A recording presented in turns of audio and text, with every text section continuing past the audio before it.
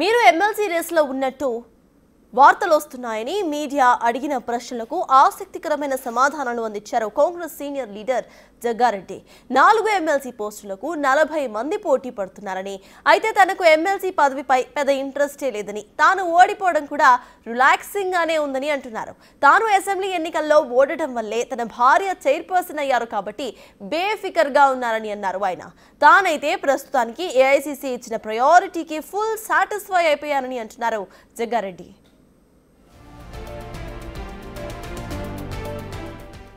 కాకుంటే తన విన్నపం ఒక్కటే, పార్టీలో గత 30 ఏళ్లుగా పనిచేస్తున్న కమ్మ, వెలమ సామాజిక వర్గాలకు చెందిన జెట్టి కుమార్ రావులకు ఎమ్మెల్సీ పోస్టులు ఇచ్చి ఆదరించాలని మీడియా చిట్చాట్లో అన్నారు ఆయన.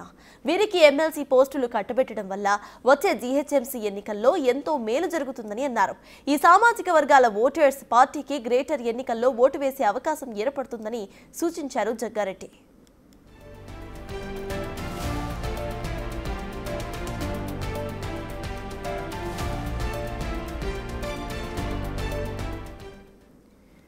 రైట్, ఇక జగ్గారెడ్డి చేసిన కమెంట్స్ కు సంబంధించిన పూర్తి డీటెయిల్స్ మా ప్రతినిధి హేమ అందిస్తారు. హేమ, చెప్పండి, తాను పోటీ చేయటం, ఓడిపోవటం తనకు మంచిదే జరిగింది అంటూ కూడా కమెంట్ చేస్తూనే ఇటు పదవులకు సంబంధించి కూడా ఆయన కొన్ని కామెంట్స్ చేశారు. దీన్ని ఎలా చూడాలంటారు? అసలు అప్డేట్స్ ఏంటి?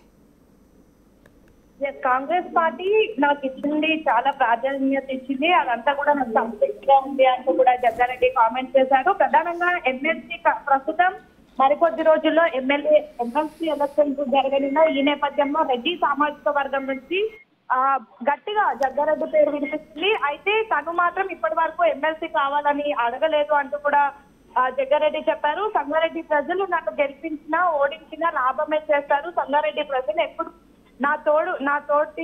నాతోనే ఉన్నారు.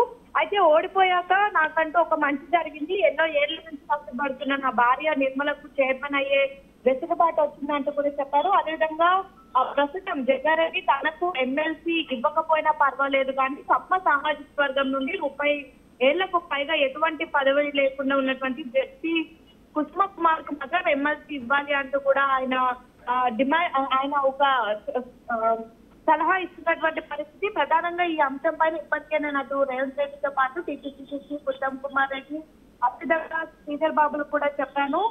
మరొకసారి మీడియా ద్వారా గుర్తు చేస్తున్నాను, కమ్మ సంబంధించినటువంటి వ్యక్తులు చాలా మంది హైదరాబాద్ లోనే ఉన్నారు. సో ఈ నేపథ్యంలో ఇన్కేస్ జెట్టి కుమార్ కి గనక సీట్ ఇచ్చి ఎమ్మెల్సీని చేస్తే ఖచ్చితంగా రానున్నటువంటి ఎన్నికల్లో కాంగ్రెస్ పార్టీ బలం చేకూరుతుంది అంటూ కూడా చెప్పడం జరిగింది. మరొక వైపు కులాలకు అతీతంగా 30 పైగా ఏళ్ల నుంచి గాంధీ భవన్ కి సేవలు చేస్తున్నటువంటి కుమార్ రావు కూడా ఎమ్మెల్సీ అవకాశం ఇస్తే బాగుంటుంది అంటూ కూడా చెప్పారు. ఎందుకంటే ఉదయం గాంధీ భవన్ తెరిచినప్పటి నుంచి మళ్ళీ గాంధీ భవన్ మూసే వరకు కూడా అతను గాంధీ భవన్ కే పనిచేస్తున్నారు. గాంధీ భవన్ అంటేనే కుమార్ రావు పేరు గుర్తొస్తుంది. సో కుమార్ రావుకి కూడా కులం అని చూడకుండా ఖచ్చితంగా పార్టీకి అందించినటువంటి సేవలను గుర్తించుకొని ఎమ్మెల్సీ అవకాశం ఇస్తే బాగుంటుంది అంటూ కూడా చెప్పడం జరిగింది. ప్రధానంగా చిట్చాట్లో నాకు ఎమ్మెల్సీ ముఖ్యం కాదు, జెట్టి కుమార్ తో పాటు కుమార్ రావులకు ఎమ్మెల్సీ అవకాశం ఇవ్వండి అంటూ కూడా చెప్పారు. Incharge Meenakshi Natarajan, CM Revanth Reddy, PCC Mahesh Kumar Goud, deputy CM Bhatti Vikramarka, Uttam Kumar Reddy, Sridhar Babu వీళ్ళందరికీ కూడా నేను విజ్ఞప్తి చేస్తున్నాను అంటూ కూడా చెప్పారు. అయితే నాకు ఎమ్మెల్యే అవకాశం ఇచ్చినప్పటికీ కూడా చిన్న ఇబ్బందుల కారణంగా నేను గెలవలేకపోయాను, కానీ దానివల్ల నా భార్యకు మంచి జరిగింది అంటూ కూడా చెప్పడం జరిగింది. సంగారెడ్డి ప్రజలు ఎప్పుడు నాతోనే ఉంటారు, నన్ను ఓడించి కూడా నాకు మేలే చేస్తారు, నాకు కాస్త విశ్రాంతి దొరికింది అంటూ కూడా చెప్పడం జరిగింది. సంగారెడ్డి ప్రజలు ఎప్పుడు కూడా నా మేలే కోరుకుంటారు అనేది చిట్చాట్లో కీలక అంశాలను జగ్గారెడ్డి పేర్కొన్నటువంటి పరిస్థితి.